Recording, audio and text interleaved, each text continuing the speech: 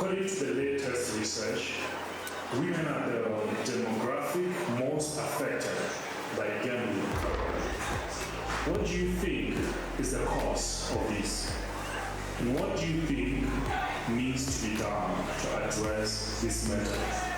Thank you for the question. I think it's because women face unique hardships. Already women have caregiving responsibilities.